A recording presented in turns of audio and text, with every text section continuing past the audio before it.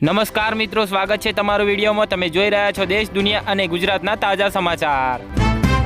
રાજકોટમાં 6 કલાકમાં 11 વખત ભૂકંપના આંચકા આવ્યા। ધોરાજી જેતપુરની શાળાઓમાં રજા જાહેર કરાઈ।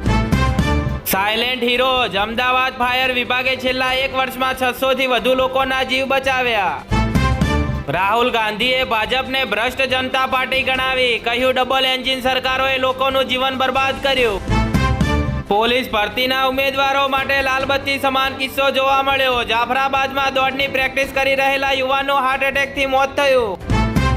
વડોદરામાં 14 વર્ષની સગીરાને 3 કલાક ગોંધી રાખી સામૂહિક દુષ્કર્મ આચર્યું। 2ની ધરપકડ કરાઈ। મિડ ડે મિલમાં 2000 કરોડનું કૌભાંડ જોવા મળ્યું। રાજસ્થાનમાં સ્કૂલો બંધ છતાં ભોજન વિતરણ, એસીબીનો ખુલાસો થયો। અમદાવાદમાં ફિલ્મી દ્રશ્યો સર્જાયા। કાર ચાલકે પોલીસ કર્મીને બોનેટ પર 1.5 કિમી ઢસડ્યો। 1ની ધરપકડ કરવામાં આવી। ચાંદી ફરી એક ઝાટકે 6900ના ઉછાળા સાથે 2,50,000ને વટાવી ગઈ। સોનું પણ મજબૂત થયું। સુરતમાં અડાજણના બદ્રીનારાયણ મંદિરના ભક્તોને ભગવાનની ભક્તિ માટે મેટ્રોની કામગીરી વિલન। સાસંદની ઓચિંતી મુલાકાતથી દોડધામ મચી ગઈ। વડોદરા યુનિવર્સિટીની ટેકનોલોજી ફેકલ્ટીમાં હંગામી અધ્યાપકો કર્મચારીઓને પગારના ફાંફા જોવા મળ્યા। વડોદરા ગ્રામ્યની નવી ડીઈઓ કચેરી બનાવવાની જાહેરાત હજી કાગળ પર જ જોવા મળે। વડોદરા કોમર્સ ફેકલ્ટીના તમામ 5 વિભાગોમાં નિયમિત હેડની વરણી કરાય।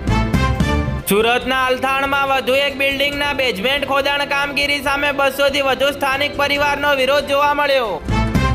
વડોદરામાં રહેણાંકની પરવાનગી બાદ દુકાનો બનાવી વેપાર કરનારા સામે કાર્યવાહી। કારેલીબાગ ગોરવાની 10 દુકાનને સીલ માર્યા। જામનગરમાં ટ્રાફિક ફરજ બજાવી રહેલા મહિલા પીએસઆઈ તથા પોલીસ સ્ટાફ સાથે સ્કોર્પિયોના કાર ચાલકની ઉદ્ધતાઈ જોવા મળી।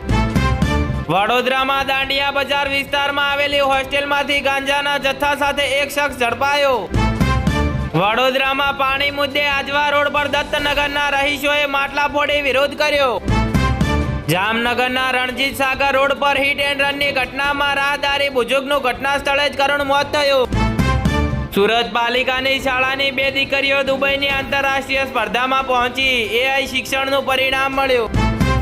છોટાઉદેપુરમાં ભારત નદી પરનો બ્રિજ 2 વર્ષથી ઠપ। ડાયવર્ઝન પાછળ 6 કરોડથી વધુ સ્વાહા થતા રાહદારી મુશ્કેલીમાં જોવા મળ્યા।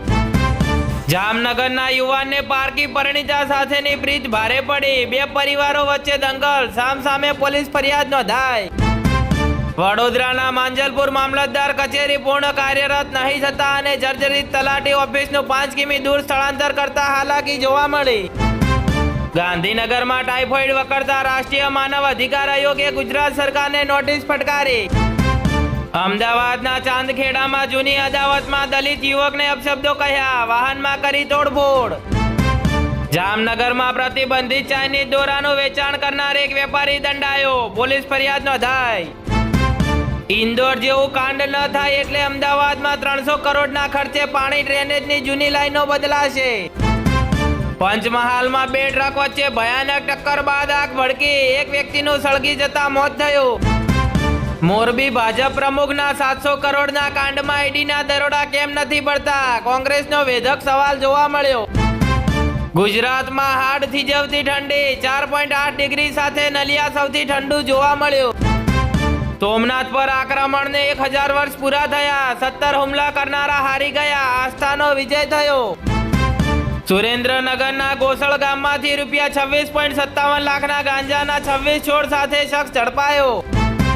ભારત સરકારની ગાઈડલાઈન મુજબ અમદાવાદમાં નવા 4 ફાયર સ્ટેશન બનાવવા મંજૂરી અપાઈ।